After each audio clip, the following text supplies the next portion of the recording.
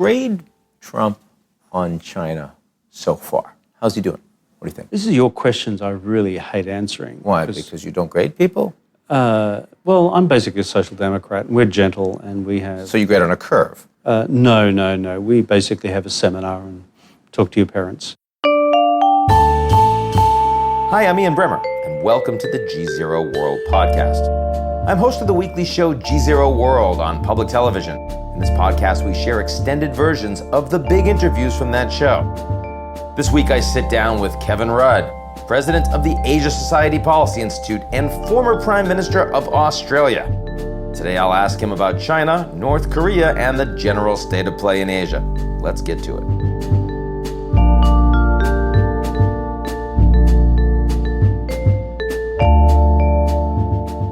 The GZERO World is brought to you by our founding sponsor, First Republic.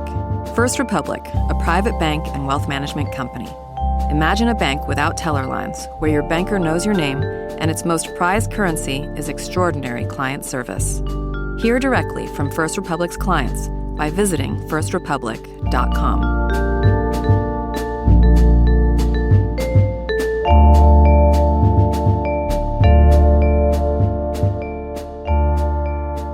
Prime Minister Kevin Rudd, great to be with you.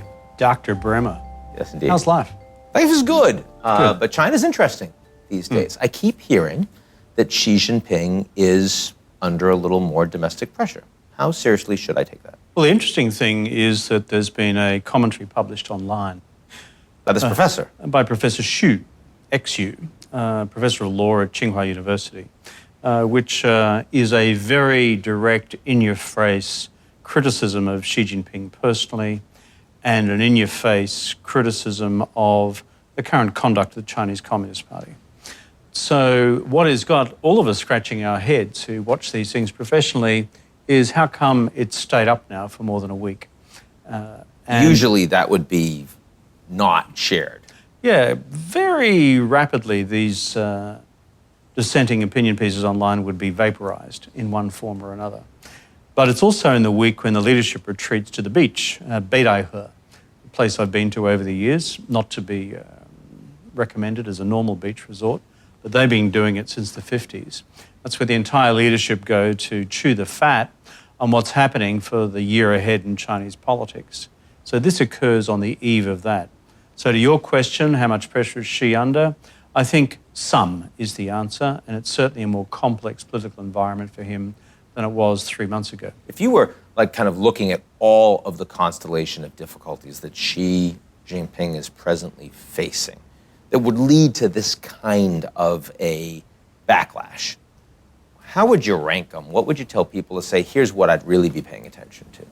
In terms of the pressures, I put them into 3 boxes. Number 1, the trade-related box. There's a criticism of the administration in Beijing that they didn't get their analysis of how serious Trump was right. But secondly, they also thought Europe would stay on their side and not rejoin the American side. The Juncker visit to Washington, I think, caught them by surprise. The EU Commission President. That's right, Mr. Juncker. That was a big development in, frankly, upsetting the apple cart from Beijing's perspective.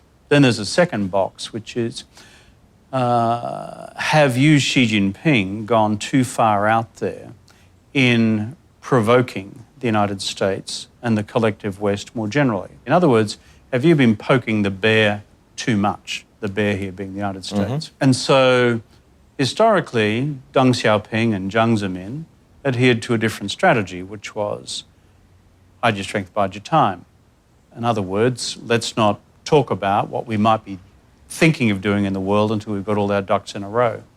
Whereas Xi Jinping, as of about 4 years ago, abandoned that strategy. So there is a debate about that, which is bringing pressure to bear.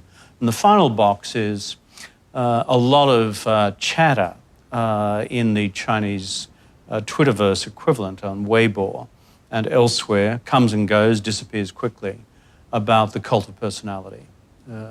That is the critique that there is too much of Xi Jinping as the dominant leader in Chinese politics, more so than at any time since Mao. So grade Trump on China so far. How's he doing?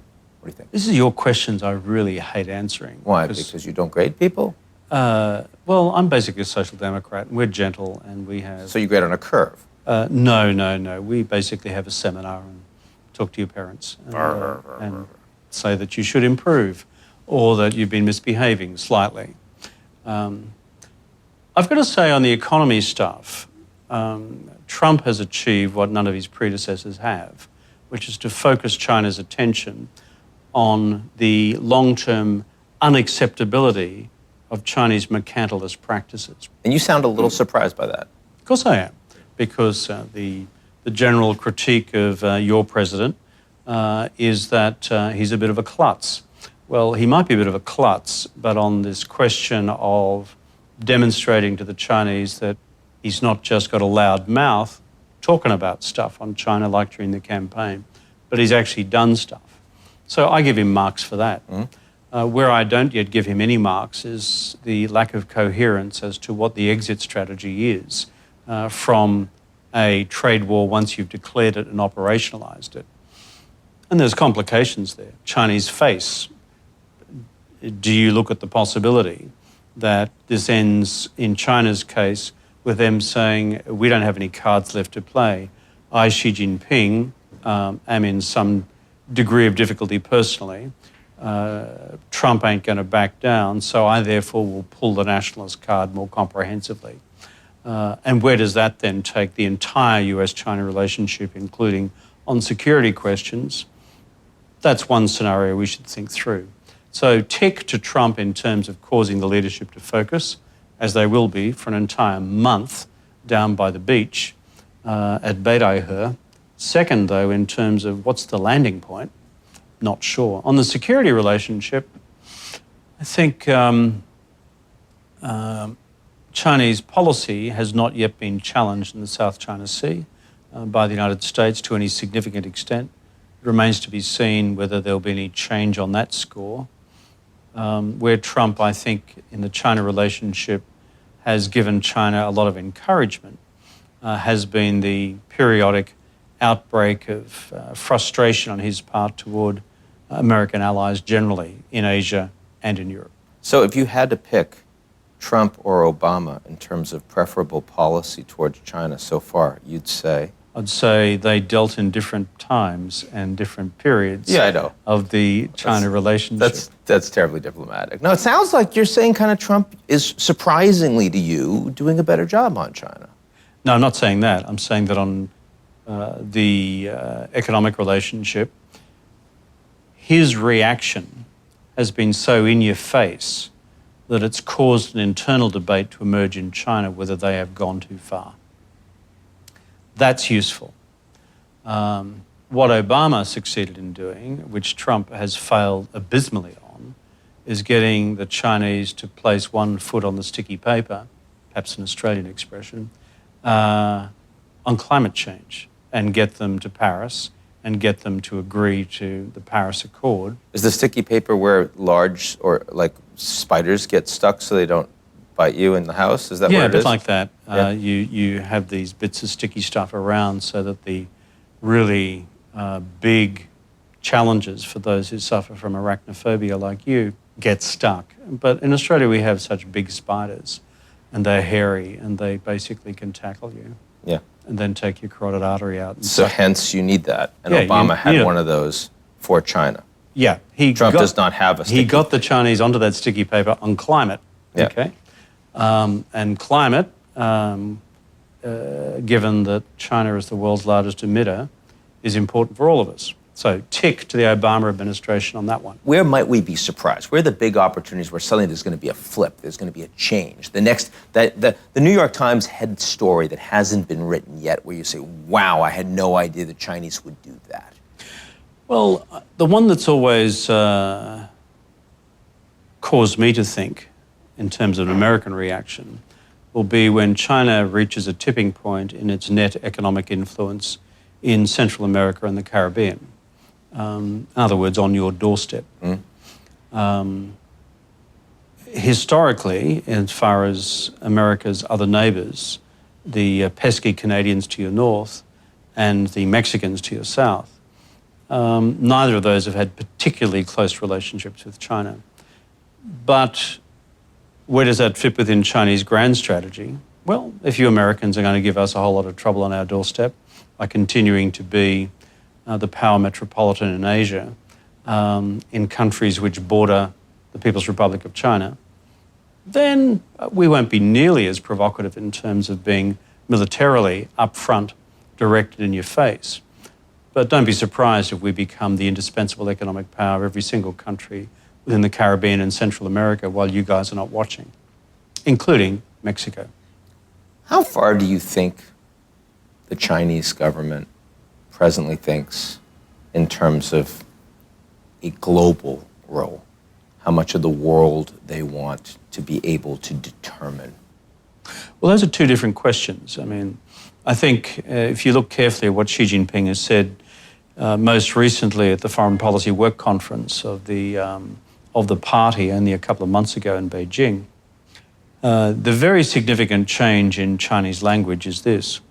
5 or 6 years ago, China was going to participate in the reform of the global system. Chinese word is 参加.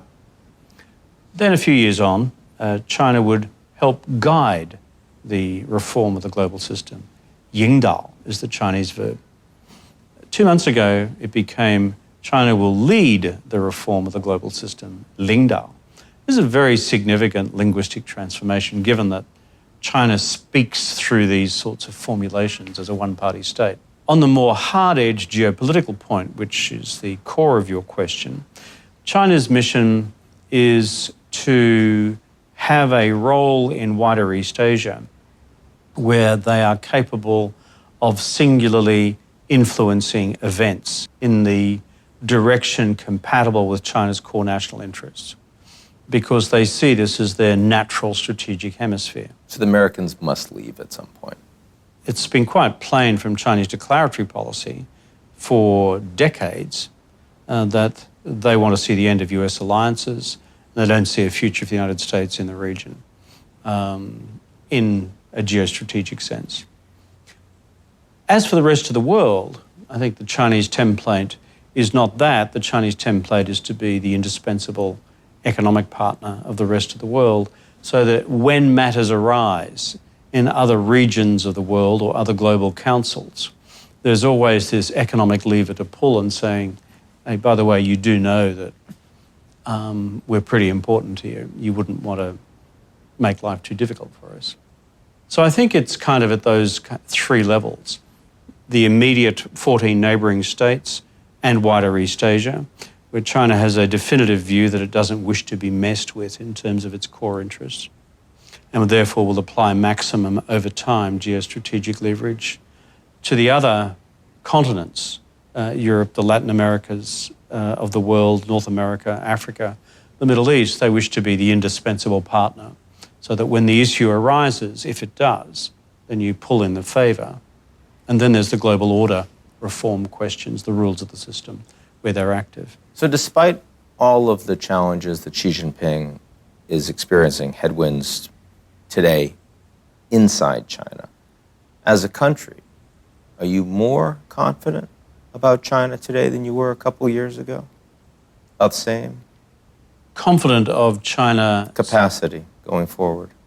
Of China actually succeeding in becoming the next superpower? Yeah. No, my view hasn't changed. It's a qualified view. And the reason for it is because of the political economy of the country. They've still not bitten the bullet on the next stage of economic reform. They're not implementing the next stage of market-based reforms effectively. So that will affect productivity growth over time and conceivably economic growth as well. And the reason they have gone slow on that is because of the politics of political economy, which is I, Xi Jinping, still want to be able to control industry policy through state-owned enterprises which act independently of markets.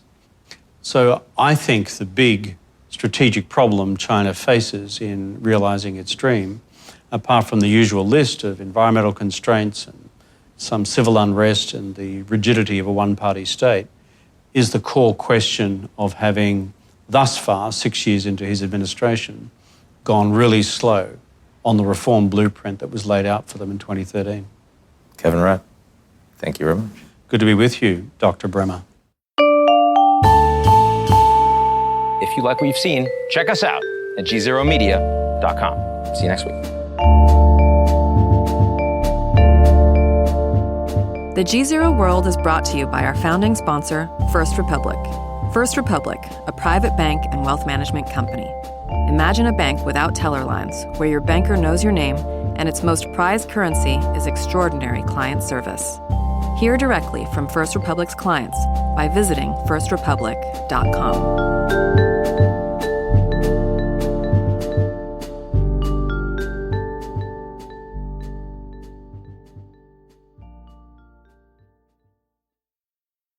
You're listening to the GZERO World with Ian Bremer podcast, your weekly geopolitical deep dive into the world's biggest news stories, featuring in-depth conversations with global leaders and newsmakers. To get more of GZERO's insights on global politics every morning, sign up for our free newsletter, GZERO Daily, at gzeromedia.com.